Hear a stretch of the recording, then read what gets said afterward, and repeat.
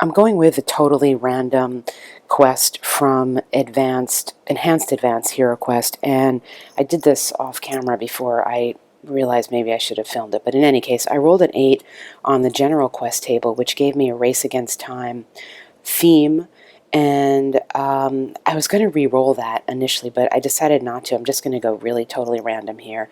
The reason why I was going to re-roll that is I've mentioned in other videos I have difficulty managing time and creating a time passage mechanic in any type of solo adventure thing that I'm running, and so this is going to challenge me. I'm going to have to think about how I will do that to make this theme carry through.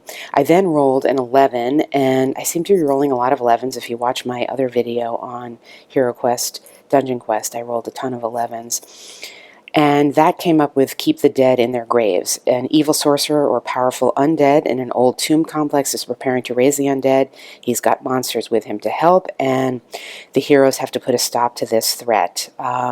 So this is where I am. There needs to be a reward. I don't know what that's going to be. I am not sure whether I'll make it some sort of skill level up or whatever, maybe depending on what I decide with these characters and whether I'm going to try to have them in some sort of campaign's too grand a word. I never think that big. But in any case, before I rolled up the quest, I decided I was going to use this elf here and dwarf troll slayer. So this is going to be maybe more of my fighting guy, and of course a wizard. I've got this wizard here, and he's got some spells and things like that. I haven't yet chosen their starting skills. I will not do this randomly. I'm going to actually make some decisions on what skills they get. And in addition to, I'm going to stick pretty closely to just these HeroQuest rules. We're going to map it out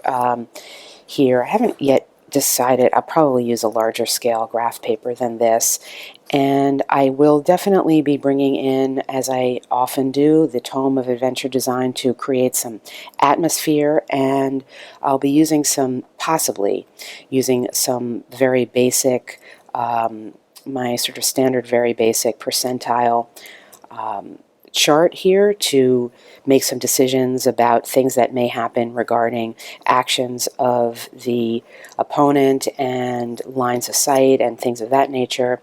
Possibly using this chart here, maybe, not sure. And I've also got this kind of competing chart here, so I don't know what, I'll have to figure that out, what I'm going to use, but that may or may not come into play. But essentially this is going to be basic, sticking to the rules as much as possible, Advanced HeroQuest solo play, pen and paper only, and we're going to set out and fill in some of the blanks here about this race against time.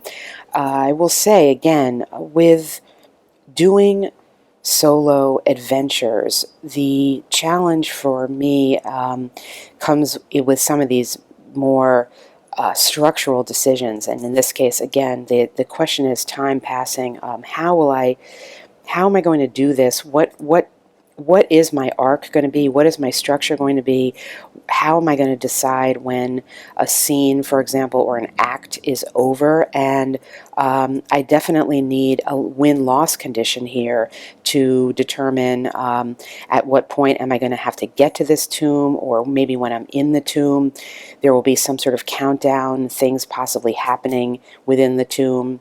I don't know. These are decisions that I will think about off camera and come back and talk about them before we get going. Things are shaping up a little bit with some decisions I made. The biggest one is that I want there to be 2 acts to this adventure, at least this part of the adventure, and I want the first one to be a wilderness trek in some way, because I haven't really done a lot of stuff outside, and I recalled that I have this map that you're looking at, which is from the Beast Lord game. It is one of the 2 maps that come with that game, and I'm going to be using this as a basis for the locations through which my party is going to travel, and I will be referencing and using the terrain effects of this map. And when we get going, I'll show you basically going to have the party traveling through the map, and at the other side of the map they are going to arrive at the tomb. So part one of this adventure is going to be the overland travel to the tombs, and then part two will be the interior dungeon crawl, where we are dealing with the quest requirements that we have, and I'm going to have them leveling up between the outside and the inside. I think that's going to be part of what occurs. The other thing I have decided is I've decided on 2 of the 3 skills. So I'm going to give my my wizard, well, this is wrong actually. I'm going to give my, so I've got this dwarf troll slayer, and I'm going to, he's really my hand-to-hand combat kind of guy. In fact, he is prohibited from using ranged weapons, and I'm going to give him the 2 attacks skill here. So he will be able once per scene, and that is to say once through the travel of the wilderness, to make 2 attacks and instead of 1. So that's going to be his skill, and the ranged my ranger elf is going to become a sharpshooter, and the sharpshooter skill will allow him to again use a one-time thing. He may re-roll any missed roll, and then if the hit has been made, he can roll an additional 3 dice of damage, which is pretty good. Now this is only going to be useful with his longbow, and he's already rolling 4 damage dice with that, so that's going to be a great skill. But again, it's going to be a one-time use only the entire time they're traveling outside, so he's going to need to think about that carefully. I have not yet figured out what skill I'm going to give the wizard, and that's a work in progress, but I'll figure that out before we get going. So the main structure of the adventure is forming. I'm still working on figuring out how I'm going to be having time passing, and what I will be doing with regard to how many actions per turn. So what I have done here is I have the wilderness to get to the tomb, this sort of part 1, and then I have the tomb, maybe catacombs or something, to the showdown. And then I've sort of thought, well, maybe this is going to be 24 hours of time passing. And then the question is, will I be allocating within the 2 12-hour periods? How will it be further segmented? Will I be, say, rolling on a D8 or something to allocate a certain number of actions? I don't really know. I do like to create a sequence of play when I'm doing this kind of thing, because I want to make sure that I cover everything and am not forgetting about any aspect of the game. And in this case, I will be following HeroQuest, but I'm going to need to add in a couple of things beyond that because I am doing this on my own. So trying to find the sequence of play here. This is from other notes. There's going to be an action and a move and a combat section. Obviously, there needs to be an exploration section. And I also want to have procedures for determining, especially within the wilderness here, whether we will be encountering any places to perhaps buy items. This star and others on the map could possibly represent that, because that would pick up some of the mechanics from the Beast Lord. So I need to refer back to the Beast Lord rules next to check out the terrain and translate those terrain effects into my HeroQuest characters, so that we have some realistic movement, realistic within the system, obviously, movement to help them or hinder them in their travels. A few more things are coming together, and I think I'm getting ready to get going. These are the Beast Lord rules, and as mentioned, I'm going to be using that terrain map, at least for the wilderness part. So I found their terrain chart here, and it gives just an effect on movement, an additional movement point, I guess, that it costs for different terrain, for different types of characters. Now, I don't have, for example, I'm not going to be using this exactly. I've got elves and men. I don't have goblins per se. So what I did was I just used that as a template is too strong a word, I think, but basis for coming up with some kind of terrain impact that we will be referring to. Now, it's not going to be translatable to the characters that come into play that we encounter, because there's just going to be too wide a range. So I don't know, I'll either use my best judgment or whatever. I've got a dwarf here, so I'm figuring certain things are going to be a little bit harder for the dwarf, like cliffs and slopes and hills and things. I have my human, my elf. Elf's going to do better in the woods, stuff like that. So this is going to be added into, or I should say subtracted from, the movement point allowance for the characters as I move through. The other thing I decided was that to keep some kind of sense of exploration going, this is the map that I refer to, and I'm just going to be opening up and playing one quadrant of it at a time as I move through. And I think and I may actually use the one that, I don't know, there's one here with a little bit more water. I may decide to use that one. We'll see. One of the things that can happen, and it was happening a little bit here, is I get a little too caught up in making it gamey and getting a little bit away from the, I focus a little bit too much on the G part of the RPG as opposed to the RP part and the more open-ended part. And I think that happens when I get before I get going, and when I'm thinking and trying to make sure I have enough structure, sometimes I go a little too far in that direction. Nevertheless, I've got general procedures, and I'll just go through those here, and then we'll see what happens when we actually get going, which I think will be the next segment.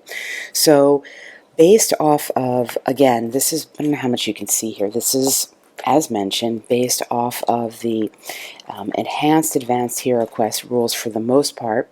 We'll be doing an initial exploration based off of the room table. Obviously, we're outside here as we move through the game, and it's going to be still on this 12 hours. I'm going to be spending a 12-hour system here in the wilderness. I've broken that up, and every 4 hours is going to escalate the likelihood of an encounter with some type of monster lair, because the danger is going to be increasing, so we'll be simulating that. And also, we're going to take from the Advanced Enhanced HeroQuest event table, 2 events will be coming in. So every 4 hours we're going to have an event, a random event coming in, most of which are pretty negative, some of which are not.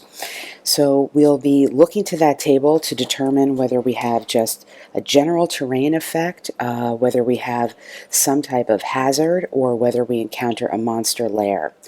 If we're dealing with general terrain, we're going to see whether there are wandering monsters going around, and if they are, we will be dealing with them. If it is a hazard, we'll be dealing with the hazard per the Enhanced Advanced HeroQuest rules, or we will be dealing with the monster lair, and we'll see all of that when we get to it, because I'm going to just jump into play next. At the end of that encounter, whatever that might be, whether it's nothing or something, there will be a hidden treasure roll, because we're in a landscape that is a place that has been inhabited for years, and there have been many dead monsters and dead adventurers who have potentially left things behind. We'll be rolling on the HeroQuest table to determine whether there's nothing, whether we see some loot lying around, or whether there is indeed a magic treasure there.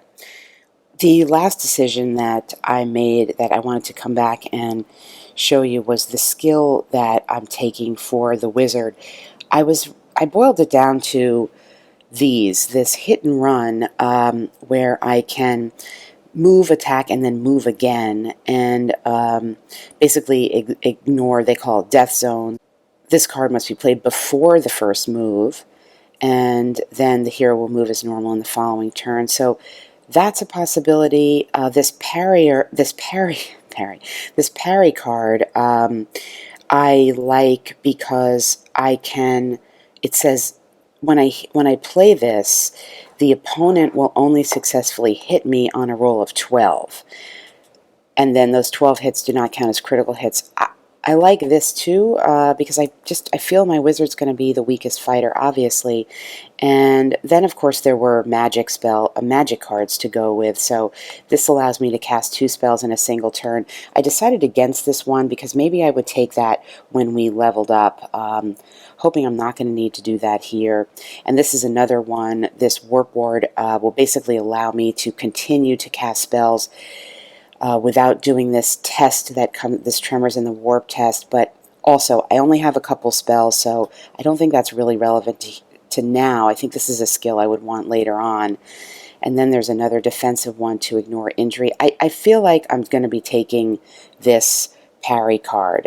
The reason why I'm going to choose this over the hit and run is I'm not sure I really want to run away and separate myself from the party as much as this might cause me to do. So I'm going to go with this parry card as my skill for the wizard. We're just going to get going here and see what takes shape.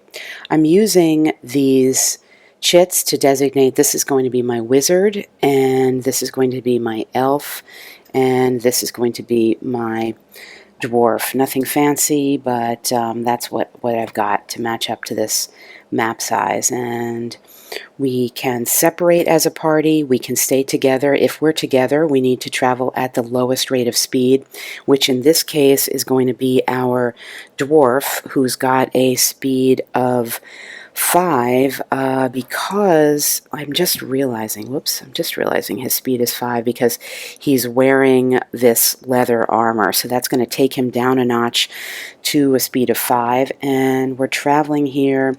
At the outset, we're in some light woods, and I think we will make our way through these light woods. They're going to take off a point of speed, so we'll basically be able to move 4 hexes here. This is impassable as water. We've got some heavy woods here, so basically we've got some lakes, and we're traveling in the light woods here.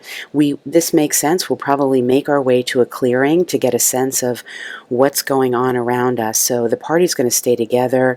The party's going to move into this clearing hex, and we will then, the first roll of our game, of our experience here, is going to be this D12 roll to determine what we might be happening here. Is this just going to be the general terrain? Maybe with some wandering monsters, maybe not. Maybe we're having an unexpected encounter with some kind of hazard, and we rolled up an 8. I think that's going to be a hazard. Let's check it out. And indeed, it is a hazard on 8 to 10 here at the beginning. So let's go to the hazard rules and see what we get. Again, sticking, at least initially here, pretty closely to what I'm getting from HeroQuest. This is the hazard table that you can see here. It's a 2d12 table, and we'll give it a roll and see what type of hazard. Most of these, I think I checked earlier, do map out pretty well to wilderness. I think there's one, maybe a trapdoor. That's a little bit of a stretch. I mean, come on, it's fantasy. The whole thing's a stretch, but let's just see. If we get that, we'll make a determination. We rolled a 19. A 19 on the hazard table is we are going to, well, it's going to be an encounter right away.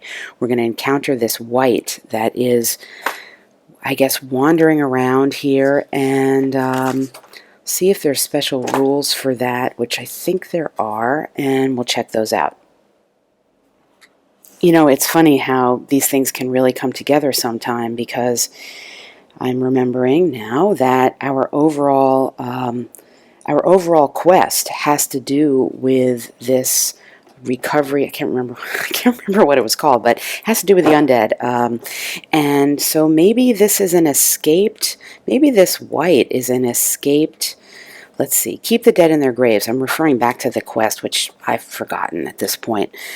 The evil sorcerer is in the old tomb, preparing to raise the undead. Well, you know what? Maybe this white has somehow escaped from the place that we are going to, and is wandering around, you know, trying to get help. I don't know. We read here, as the heroes enter, there is a shimmering in the air, and a shrouded, glowing corpse materializes in the farthest corner. The white, okay. We can fight it out, or basically slam the door, run away. I'm going to say that maybe we can try to get some information from this white. Maybe this is going to be telling us something about our journey, maybe giving us some clues as to what we should be gathering in terms of resources to have an effective encounter when we get to the tombs. I don't know. I need to give this some thought, and that's what I'm going to do, and we'll come back with what I've decided.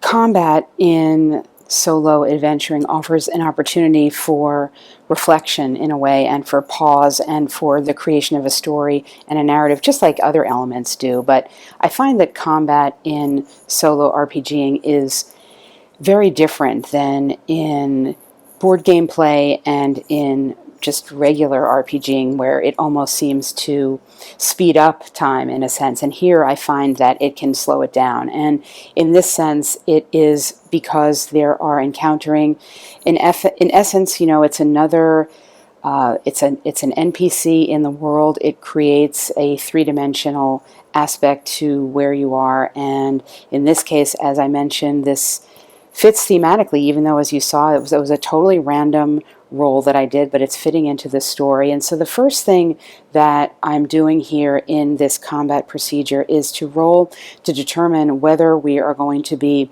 what the distance is, basically. Are we going to be close enough for melee, or we are going to be in ranged combat? And I'm simply rolling this D8. On a 1 to 5, it's going to be melee combat, and on a 6, 7, or 8, we're going to engage in ranged combat. And we got a 7, so we're going to be doing ranged combat.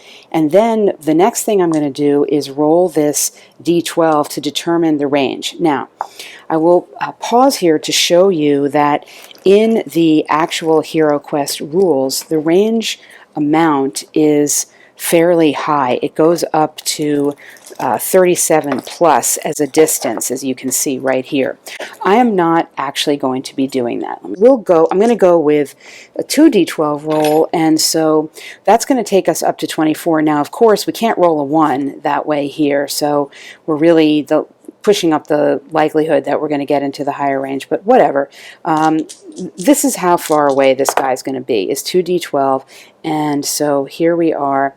So we're up to 17, which is going to be here for our elf. So I'm going to map that out. The next thing that is done in this game is to do what's called a surprise roll. The surprise roll is, in essence, going to be like an initiative roll. It's not really, I don't know, it's not really explained that well in the rules, to be honest, what it actually means, but I am going to take it to mean that whoever rolls higher is the one who gains the surprise on the other one. So our party is here, we're in a clearing, we see a white.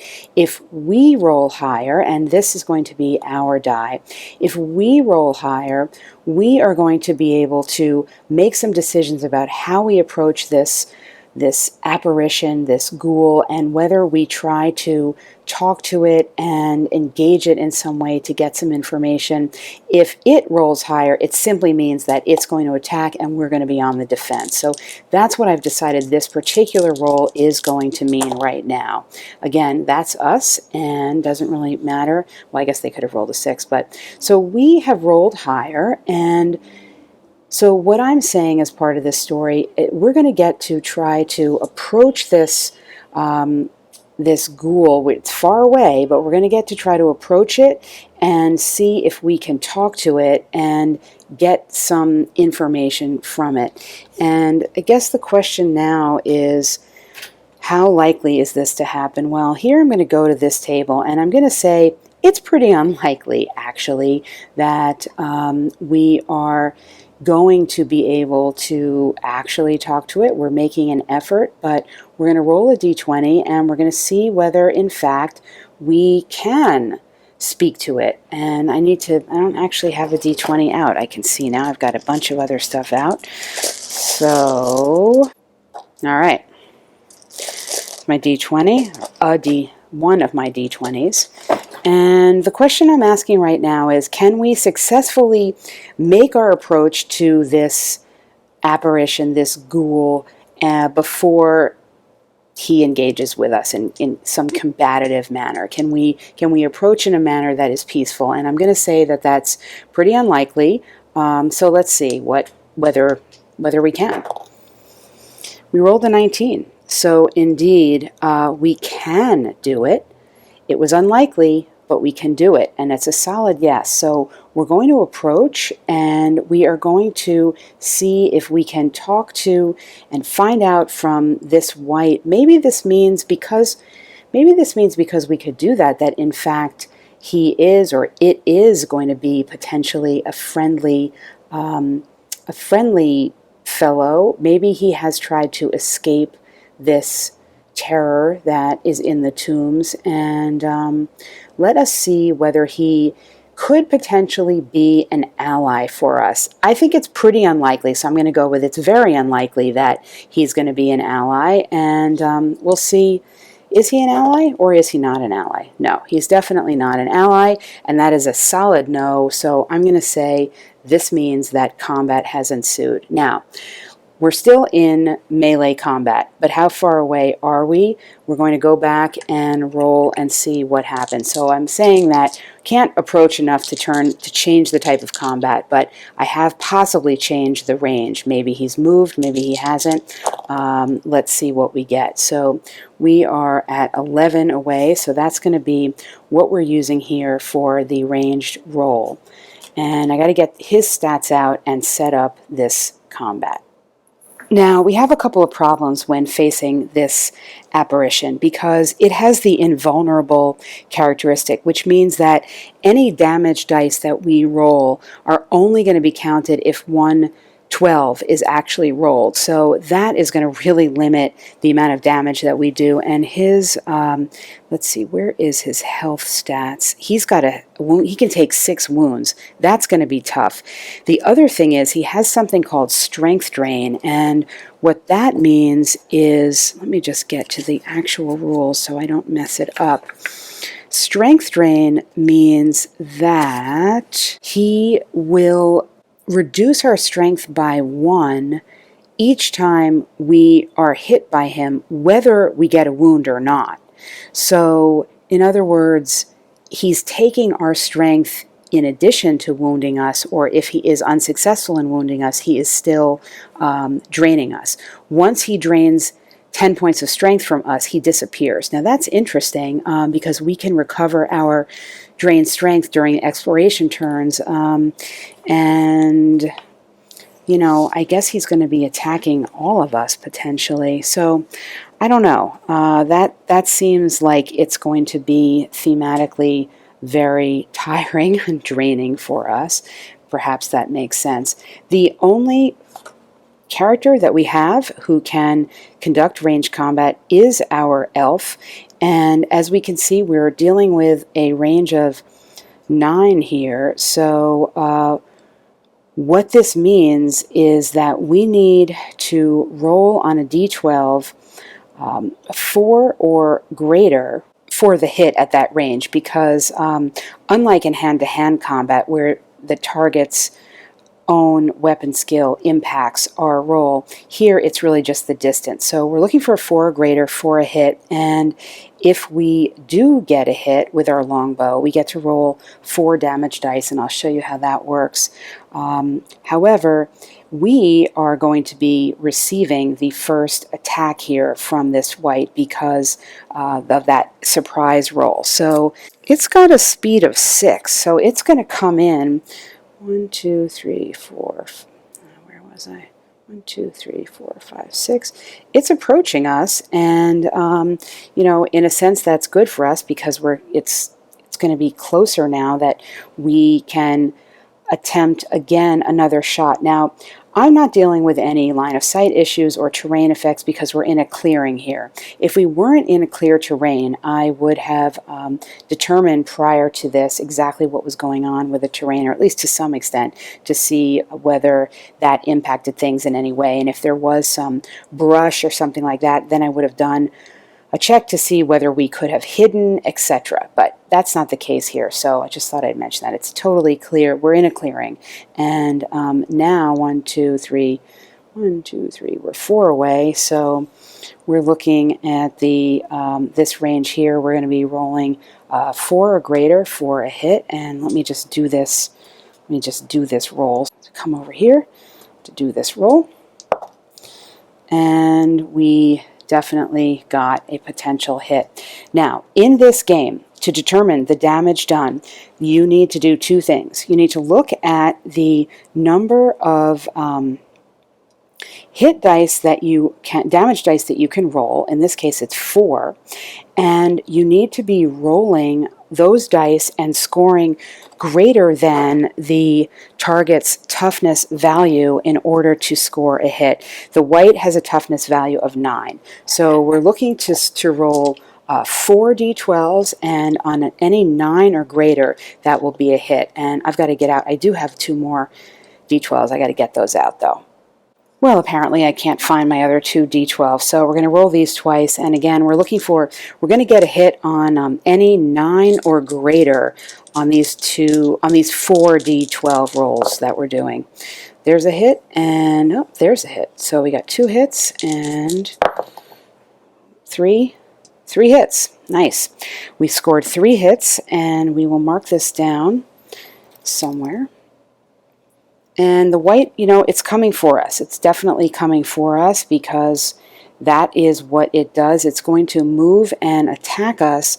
And it's going to go, per the rules, it's going to go for the character first with the lowest toughness value. And that is going to be, well, actually, I'm wrong. It's the lowest weapon skill that it goes for first. And in case of a tie, it goes to the lowest toughness value. And we can see here that the lowest weapon skill here is our wizard, of course. So the white is coming after the wizard, and our health, let us remind ourselves, we only have a health of 3 here. And the white is going to be dealing damage if it indeed lands a hit. It uses, let's take a look at, I don't think I've showed this yet. Maybe I did earlier. Here are the stats for this white. So it's going to be rolling 4 damage dice when it does damage. And the way this works is we look at the target weapon skill, the weapon skill of my target. And my target right now is the wizard. And the weapon skill of the wizard is going to be a 5. So what this means is that the white is going to do a hit on a 3 or greater on a d12 roll. So let's see, first of all, whether that happens.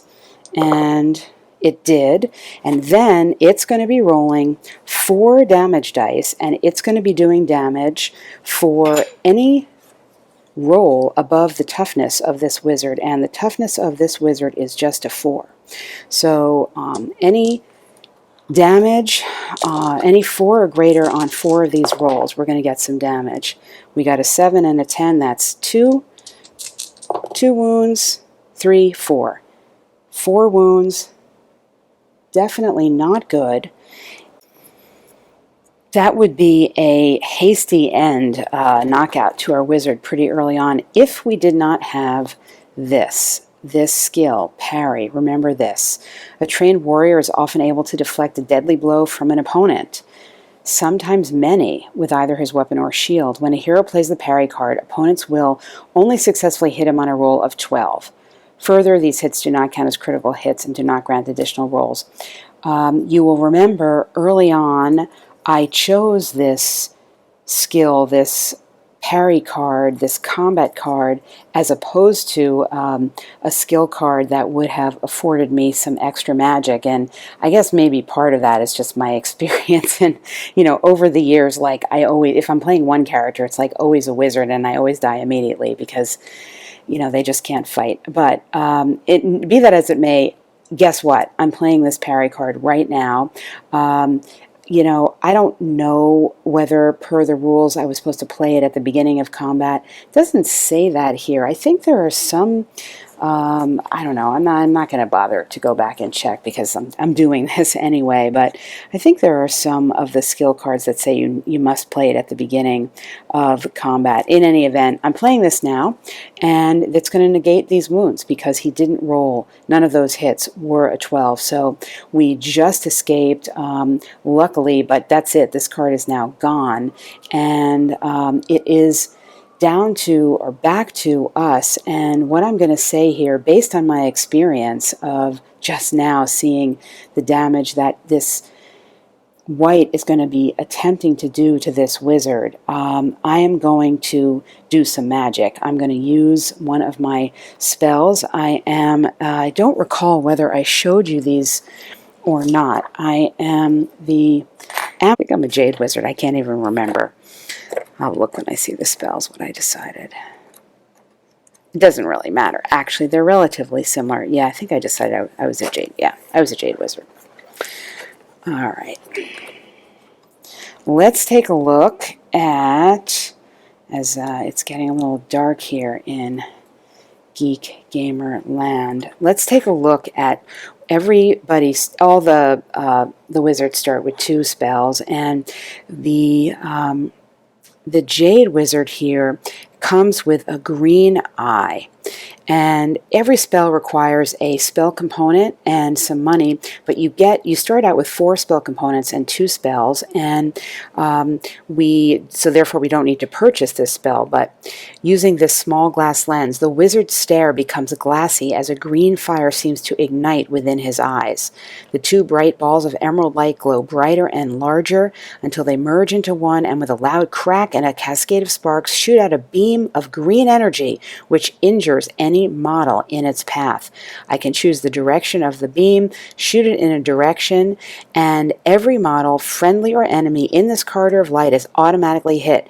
I get to roll 5 damage dice for each model to see what effect a hit has. So we still have to deal with the fact that this white is invulnerable, and that could be an issue, but we are going to be rolling 5 damage dice, and if any one of them is a 12, then we will get to count the hits. If not, you know, we're just going to continue on. But this is really our only option here, because this is a pretty formidable enemy. So let's do some rolling and hope to get at least 112, and obviously some other hits. We're looking for above the toughness value of that white, which is, I can't remember.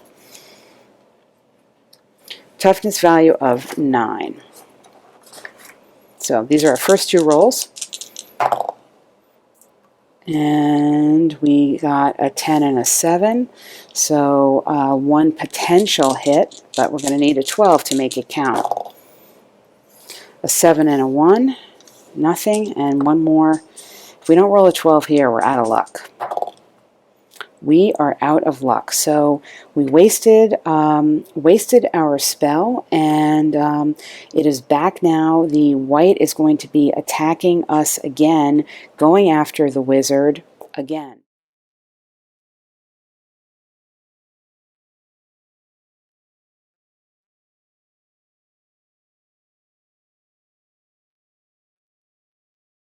At the end of all of that, which, if I wasn't filming it, it might have been a little more interesting. But at the end of all of that, the dwarf has lost half its health, our wizard is knocked out, and the elf has just been a little bit of a bystander in all of this.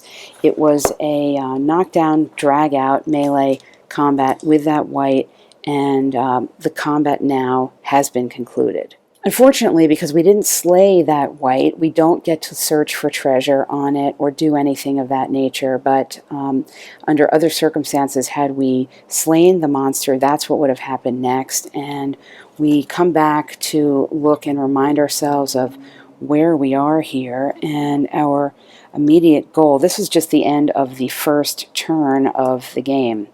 What would happen next if the monster had been slain would we would be doing that search. Actually, there's the hidden treasure search, I forgot. When an encounter is complete, you can do a hidden treasure roll. It's a 2d12 roll. On a 1 to 16, you find nothing. On a 17 to 23, you get to roll a d12 to get some amount of gold, and on a 24, you will find a magic treasure. So this is going to conclude the end of the first turn, and we concluded with a nothing. So we rolled a 9. There was no hidden treasure. We weren't able to locate anything, and we are left with a knocked out wizard who we are going to be forced to carry with us until we can get to a place of healing for him. And ditto, we have a half-healed, or excuse me, a half-wounded dwarf, and we conclude the first turn and move on to the next turn. I hope you enjoyed this look inside how I play a little bit of Advanced HeroQuest. This was a wilderness adventure. Unfortunately, as I said, the first monster that we encountered, the first encounter that we had, was one of the most difficult and challenging monsters that there was, and as a result the combat was a little bit drawn out and perhaps not as interesting as it could have been, but I wanted to persist in going through it because that's actually what happened, and I wanted to show you how the combat played out. My plan for the rest of this series is to continue through the wilderness for the remaining 12 hours, or I should say 11 hours of the first part of the day until I get to the tombs, and I'm going to do that off camera, and the next and final video in this series, when I get around to posting it, is going to come back, give you a summary of what happened in the wilderness adventures, what I encountered, what I may have dispensed with, what I may have gained, and how I approach the second part of the video, which is perhaps more traditional because it's going to be an interior, more traditional dungeon crawl with the tombs setting. I'll probably be bringing in some other materials to create the environment there and give you a turn or two of that portion of this Advanced HeroQuest adventure. Thanks for watching.